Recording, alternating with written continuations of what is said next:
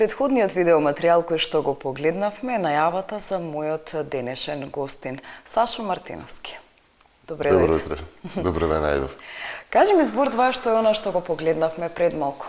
Ова што го гледавме малце како материјал предходно е еден проект кој што го имав осмислено целосна моја идеја на костюмографија, шминка, коса и мојата замисла како тоа треба да изгледа.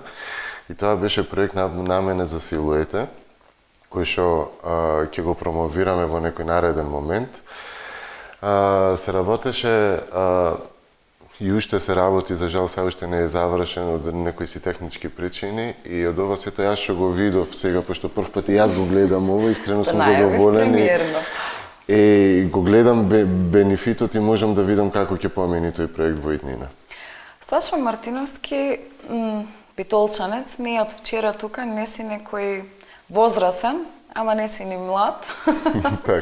Кажи ми, како те запозна битолчани, како те знаат битолчани, од кога си тука на оваа сцена? Знам дека си долго време, не си од вчера и не си обичен козметичар, така ќе те наречам, кој што едноставно работи или шминка, или коса, или костюмографија. Ти си се во едно, така ќе те наречам. Па да, така ми испаѓа некако.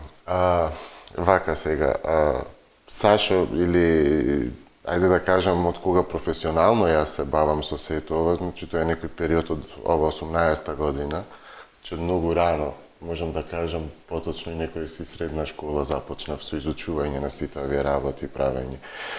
Сашо во приватноста може да каже дека е едно големо ништо.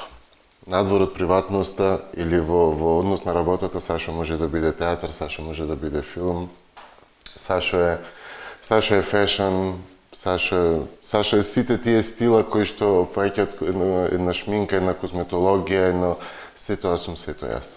Сашо не е секојдневен. Сашо најповеќе се гледа во она што значи филм, филмска шминка. Сашо се пронаоѓа во она што значи екстраваганција, висока мода, нешто што на денешниве битолчанки ниту им е познато, ниту знаат да го носат. Како ти се носиш со овој предизвик, кога станува збор за, можеби ќе звучам грубо и лошо и несоодветно, како еден водител, така да се изразам, меѓутоа многу кич има низ битолските улици. Кичот за сега малце ќе го остам, но она единственото мене што ме води и она единственото нешто што повторно ме враќа во овој град, првенствено, освен моите пријатели и фамилијата, се токму некои од блесоци од луѓе кои што ги сретнувам и кои што ги гледам и каде што гледам капацитетот и полето за да можеш да соработваш со нив и за да можеш да работиш. Ги имаме такви, за жал се помалце. Не знам, во ова време почнува нешто друго да ни преовладува, нешто многу страшни работи ни се наметнуваат и дали тоа од презаситеност или од не знам каде доаѓа, искрено ни јас не сум можел да го издефинирам. Но сепак би се акцентирал имено на тие луѓе кои што за мене се блесок. А ги имаме. Ги имаме. Така. Одиш случајно по улица, таков каков што си, создаден од Бога, со своите мани, со своите доблести, ти се случило ли некогаш да се јави некој глас во тебе, да забележиш девојка која што воопшто не е соодветно, ниту облечена, ниту нашминкана, ниту во коса средена, да и кажеш, застани, дојди малку со мене, да те однесам на едно место и малку да те поправам. Така. Дали ти дошло таков порив во тебе? Биле такви моменти, ама... Си дрзнал да ги направиш? Не, искрено не сум се дрзнал, сум се дрзнувал најмногу да го направам каде што ќе сум имал одма директен контакт со една особа. Кога некаква особа ми пристапува мене, тогаш веќе се дрзнувам. А не знам искрено и дали вреди таквиот порив, дразнување по улици и така публично да го направам, не знам колку тоа би имало некаков ефект. Не знам дали воопшто би било разбрано пред се. Кога доаѓаат клиентите кај тебе, најчесто се оние кои што имаат идеја или можеби оставаат во рацете на професионалец? Тие ми се еден тип од најомилените клиенти. Значи, постојат, ако ги класифицираме така клиентите, значи ги декларираме некако, овој тип кој што го спомна, луѓе кои што немаат идеја, а бараат помош од стручен кадар во прашање на било што да е, тие ми се едни од омилените. Тие се склони кон промена, тие се склони кон совет, што и да им кажеш нив, тие ќе го применат и ќе го прифатат. Колку Сашо промените се добри? Па секоја промена е добра и секогаш според мене е промената добра. Не постои промена која што може да биде лоша промена за мене. Секоја промена ти буди некаков предизвик, те тера во некој непознато катче, во некој непозната дупка да влезеш, да видиш, да разгледаш што има, како има и можеш секогаш многу убави работи да извлечеш од тоа. Кажавме дека те има секаде, во секоја област, посебно, така ќе се изразам, на уметноста. Независно дали тоа станува збор за шминка, независно дали станува збор за некој уметнички перформанс. Еве во моментов гледаме филмска шминка. Гледаме филмска шминка, ова е од проектот кој што прошлиот месец го завршивме, едно кратко филмче од 2,5 минути на кој што би сакал исто да му се одземи некое време, да му се дај поголемо внимание, затоа што проектот вреди да се изгледа и да се промовира. Овие се некои свадбени или матурски тој тип на фризури. Овие се некои вечерни шминки. Се надевам дека нема да ни се налутат девојките кои што сме ги Не би избрале требало, да ги... овие во принцип се некои си мои девојки. Тука ја гледаме Јана, да. ова Тоа е Јана мојата ваша. колешка Ана Трајчевска. Так. Предпоставувам се подготвува за дневникот Овде е во за ТВ вести, Мега. да. И ова е шминка. Ова е од предпоследниот филм од Обожение филмот, да, ова е филмска шминка исто. Едно од моите омилени рани, јас си ги викам овие. Ја имаш извежбано, најверојатно, Да. предпоставам. Ова е веќе нешто научно Ова е фантастично. хардкор нешто што викам јас. Или влезот во нешто друго низ филмската шминка, ова е конкретно Рептилијан. Кажи ми колку е тешко да се работи филмската шминка кога станува збор на одговор на нечие барање. Кога станува збор да си ти режисерот на филмот, да, точно знаеш во кој сегмент, во која сцена, што сакаш и каде сакаш. Меѓутоа си чест соработник на Теона Митевска, на голем број наши продуценти или режисери на филмови, каде што доаѓаат конкретно со замислена идеја што сакаат во нивниот филм и те бараат тебе, значи не си изоставен во тој кадар кога станува збор за филмската шминка, меѓутоа најголемиот товар паѓа на тебе. Ти си тој што треба да ја оствариш идејата. Сега, колку ти е лесно да го направиш сето тоа? Филмската шминка или коса средувањето за филмови можам да кажам дека е една од најтешките работи, ради тоа што во прашање е еден многу строг и ригорозен континуитет кој што мора да се запази. Примерно време траењето на еден филм додека се снима може да трае 2 месеци, 3 месеци. А действието на самиот филм ти е во 24 сати или 48 сати. Континуитетот, задржувањето на континуитетот е многу битна работа. Значи, ние имаме шишање на актери на секој трет ден, имаме секојдневно бричење, имаме секојдневно држење на едно влакненце, на едно исто место, како е удрена клапата и додека не се промени кадар и додека не се промени тоа сцена, тој континуитет се трудиме да го задржиме. Тоа можам да кажам дека најтешки во смисол на психичка работа. Значи, нештата се изработуваат и мора после цело време да пазиш и да бидеш присутен на сет. Тоа е веќе техничкиот дел, јас би го нарекла. Меѓутоа, препознавање на барањето на режисерот. Како тоа го правиш? Мораш да имаш ли некоја емотивна релација со режисерот? Види вака, јас имав една прекрасна соработка со Теона Митевска. За прв пат бев на нејзин филм, каде што бев асистент на шминка и бев главен фризер на филмот. Главниот шминкер беше Мојца Горогрант од Словенија. Не се тешки да се фатат идеите на еден режисер. Воопшто не се тешки. Пред се, она што конкретно Тео, например, го бара на филм, Тео го бара да не се познава ништо. Да не се познава рака на фризер, да не се познава рака на шминкер, да не се познава апсолутно ништо. И тој е онај дел кој што јас го сакам. Тоа природното, тоа убавото, тоа кое ќе извадиш и потенцираш, или во голем дел и наказување на самите актери, и од тука тоа е веќе другиот дел на филмот или во односната на шминката. Зборам се конкретно за тој убајот дел, јас што го викам. Скроз природното е секогаш најлесно да се фати, а истовремено и најтешко. Нормално дека е најтешко кога станува.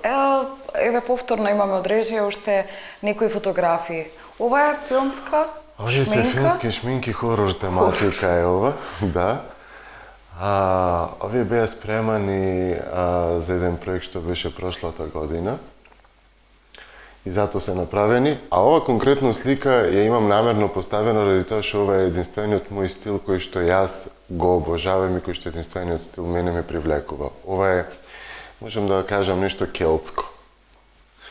И ова е твое дело? Да, ова се анатомски веќе маски изработени, рани на отворена рака. Што сето ова не може без наука, без школа, без образовна подкрепа. Имаше ли можност овдека кај нас во Македонија да имаш добар учител или можеби си самоук наивар, така да се изразам? Еде да кажам конкретно за тој дел, можам да кажам дека сум ова најмногу самоук. Ова е Ирина Кузевска, ова е од еден од филмовите Есенс Војаж е филмот, првиот филм на Светислав Подлешанов е ове, ова е Маја Андоновска. Тие се во филмот самовили. Исто јави ми се многу драги фотографии. Ова е некоја комбинација. Вечерна, да. Тука се некои си два стила мешани помеѓу келтско нешто и модернистичко. Ова е нијансирање во неколку тонови. Ова исто ми е омилена, една од моите омилени и клиентки и фотографии. И предпоставувам техники на работа. Да. Ова е Менка Бојаджиева, ова го работевме за едно нејзино интервју во еден магазин што беше излезено и овие се фотографии, па можеби едно добри 8-9 години. И се некои фотошутинзи.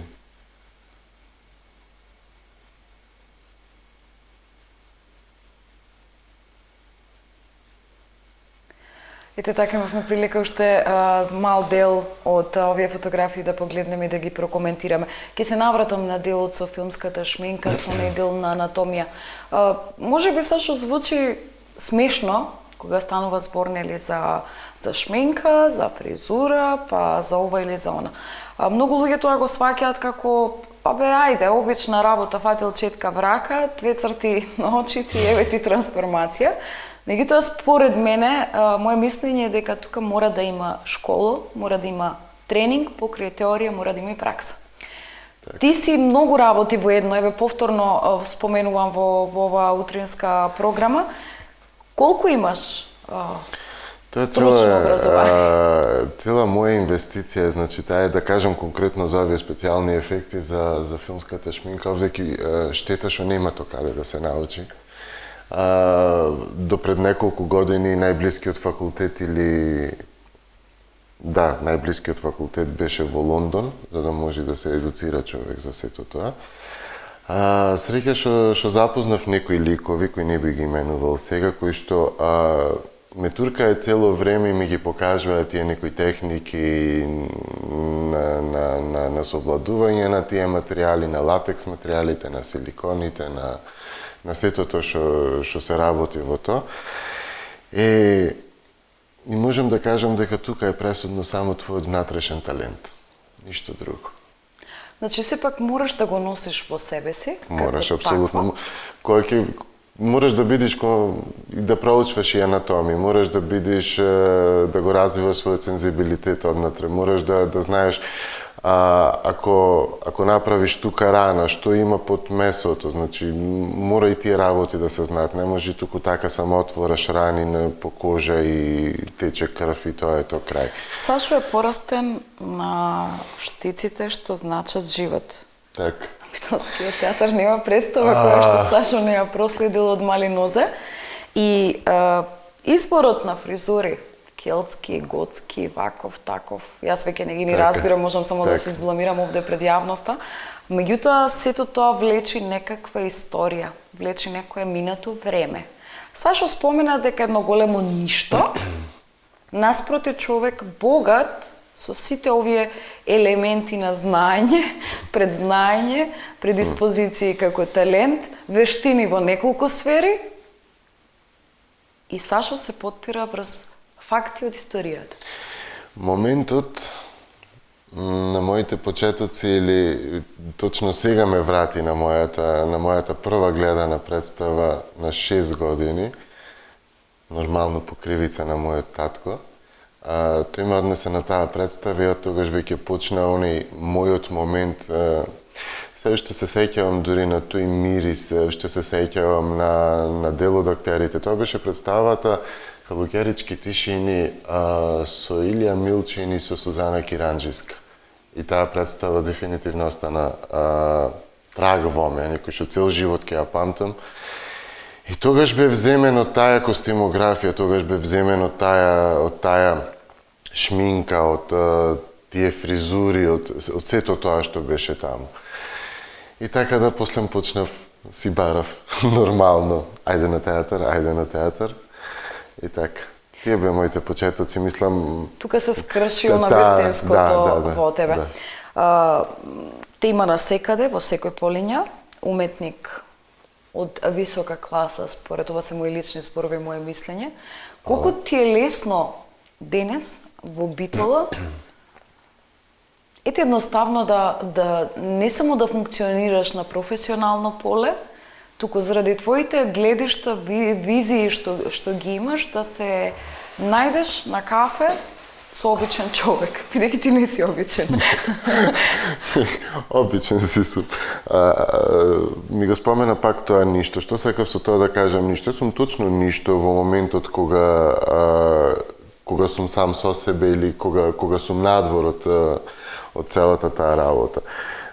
Сашо може да биде се во оној момент кога креира некаков проект или кога го работи тој проект или кога го дава максимумот. Во моментот кога нештото ќе го поклонам на народот и кога ќе го извадам од мене, пак останувам ништо. После тоа е нивно веќе. Не мислиш дека тоа има позитивни страни, бидејќи ако тоа ништо е полно, нема место за ново. Ако тоа ништо е полно, а не го извадам како идеја, јас би полудел. Подобре вака извај, реализирај, заврши со таа приказна и тргни го од главата да не ти тежи толку. Сашо, ќе предложам до режија во овој момент една куса пауза, пошто ќе го продолжиме разговорот и од сега најавувам дел од прашањата, тоа се однесува на големиот број на козметичари низ Битола.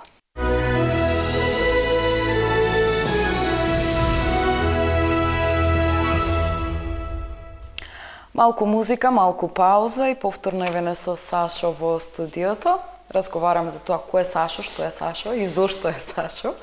Пред да ја направам паузата, ти најавив дека ќе те прашам во однос на козметичарите кои што ги имаме во се поголем број во Битола. Значи, ова да ти го дообјаснам, станува збор за изборот на младите битолчани и битолчанки, кога станува збор за некое неформално образование, каде што за 3 месеци преку работнички универзитети и слични места ќе си добие едно сертификатче, работи педикир, работи маникир, фризер, шминка и слично.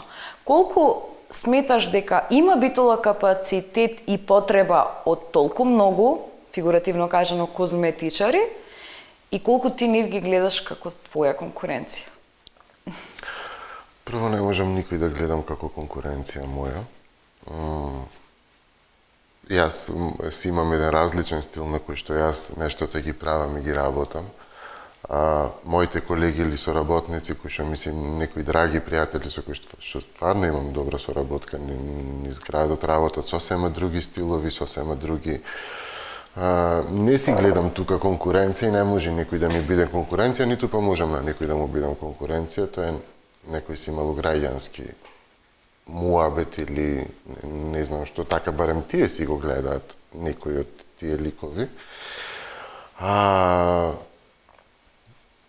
Има едно за таквите квази шминкери, квази фризери или квази козметичари.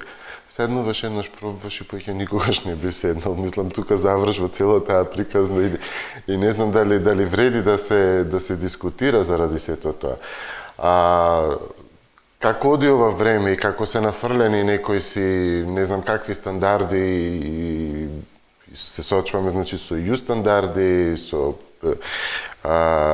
Pink шема, Планета шема и сите тие такви, сите сакат наједнаш да бидат бугарки, сите сакат цици да бидат, сите сакаат да бидат шминкерки и не знам што, веројатно оттаму иде тој порив и каде што генерално младите се насочват исклучиво да завршвам сега, првата опција за нестекнување на труд или непрепознавање на својот квалитет, може да биде совршен доктор, ама заради незината, ајде да кажам, мрзливо за сето тоа да го прокопа во себе, таа станува некаква шминкерка, која што подоцна ќе биде огорчена од нормално од многу други работи. Се мислам дека оттаму произлегува тој хендикеп. Искрено нема потреба од толку косметичари, шминкери и фризери во градот, затоа што де факто гледаме луѓе веќе скоро да немаме во градот. Полека луѓето се заминват. На секој чекор гледаме по некој салон се отвори, за по неколку месеци да сето тоа биде затворено од X причини. И тоа е штета. Сашо е тој кој што е, Сашо е посебен и Сашо прави поинакви работи. Колку битола е полето каде што Сашо може да изложи нешто такво, да најди на луѓе кои што сакаат да го видат тоа и воедно да најди на луѓе кои што откако ќе го видат нештото, знаат точно за што станува збор, а не само на посетители на уште еден перформанс заради некое клише, заради некоја куртоазија или што ти ја знам. Има ли битола публика која што знае да препознае нешто футуристичко, напредно, авангардно? Има, но пак ќе го ограничам нивниот број се помалку. А постои. Тоа не е само со мојата професија, не е само со, да речам, моето гледање на футуризмот и како јас гледам на сето тоа. Тука влегват и другите уметници, фотографи, и актери, и режисери, и апсолутно секој уметник е засегнат по тоа прашање. И со кој да правите, да разговарате, тоа со било кој уметник, истото ќе ви го каже. Малкумина се оние што го разбираат вистинското или оние што го вреднуваат истото. Се соочваме, конкретно јас, има и клиенти со кои што комплетно имат неразбирање пред се за себе, не знаат, немаат визија за себе, не знаат што примерно е таа представува како девојка и што би требало да облечи, што треба да носи, али каде што на незе преовладува едно, ајде можам да се изразам и да кажам, едно такво јако его кое што не допира и не попушта и не дозволува да прифати туѓо мислење за незина промена, за незино подобро и сето тоа. Дури кога ќе ти дојде таа на фризеристата таква девојка, ти носи конкретно фотографија Дженифер Лопес и ти вика сакам да сум ваква. И што во тој случај? Па земаш филмска шминка? Треба да бидам Хари Потер, да направам 2-3 потези. Магија. Да. Да, во секој случај. Тоа е за жал.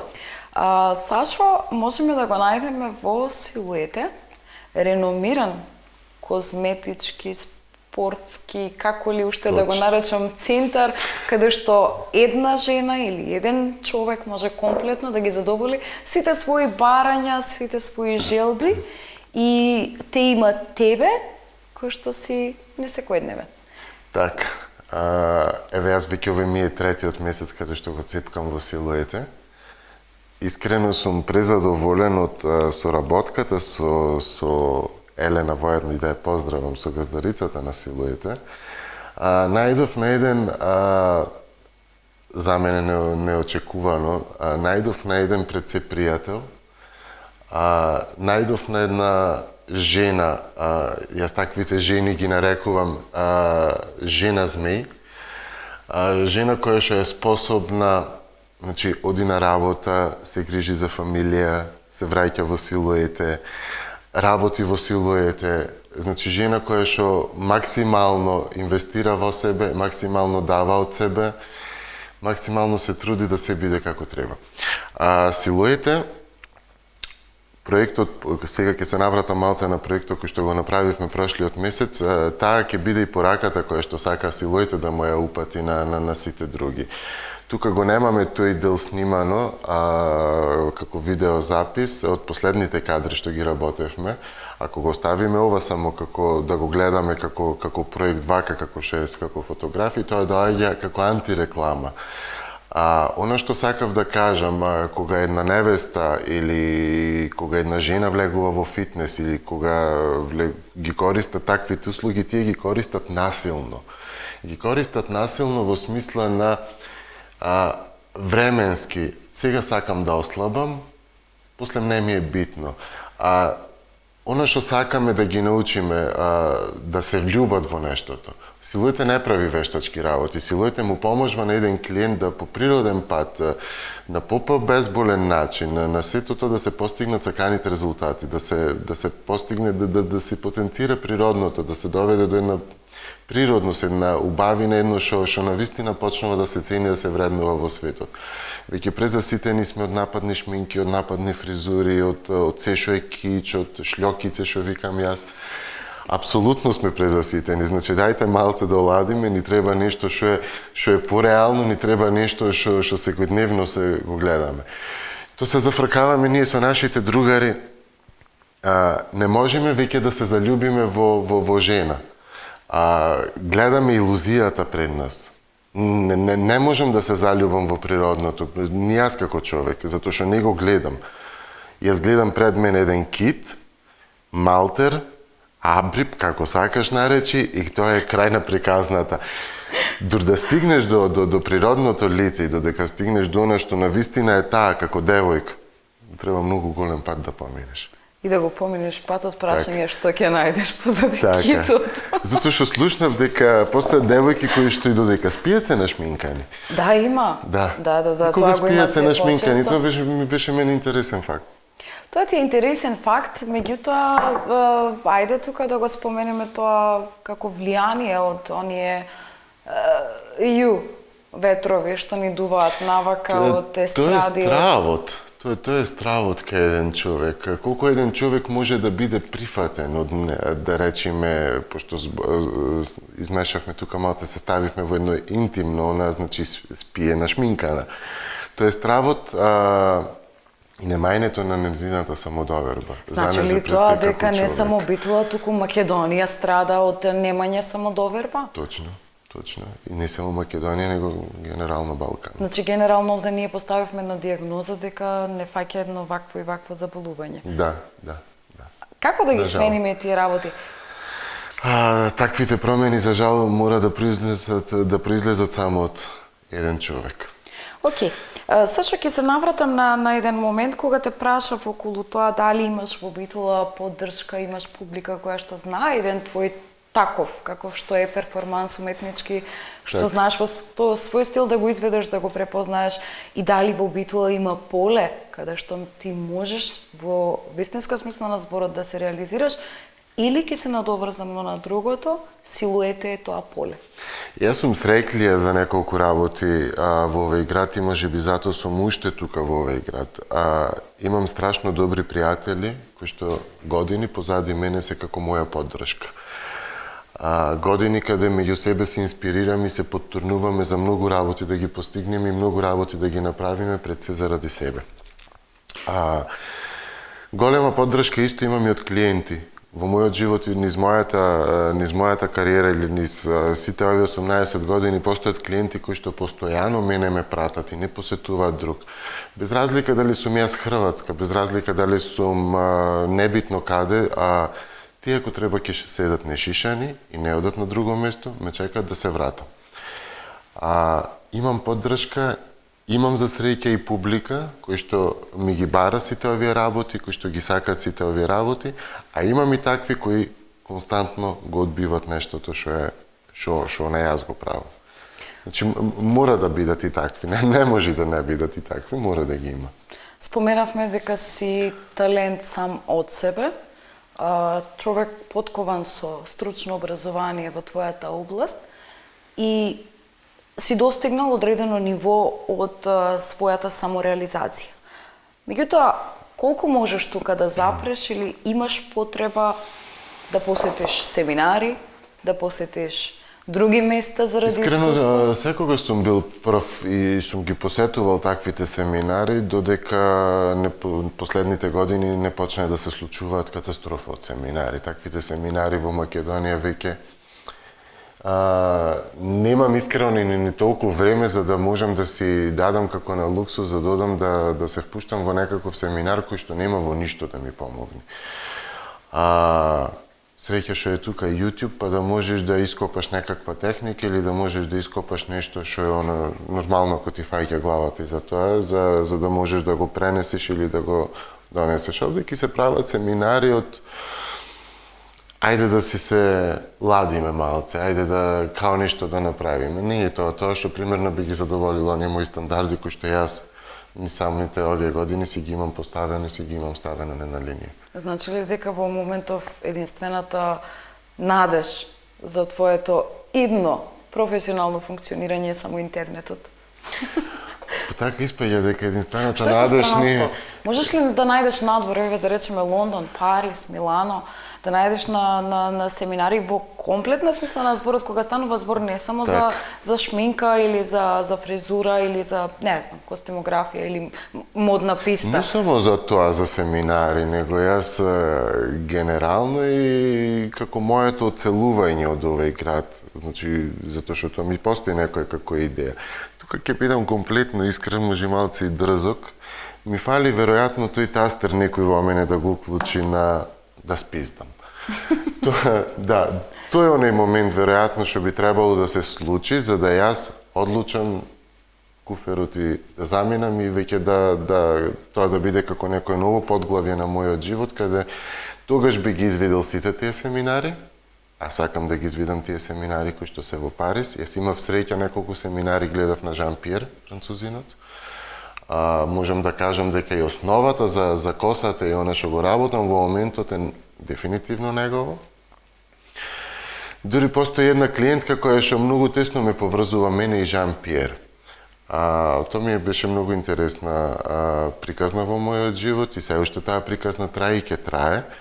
Постои французинка која што повремено живее во Битола, повремено живее во Париз. Единствениот фризер во Битола му сум јас, а единствениот фризер во Париз му е Жан Пиер.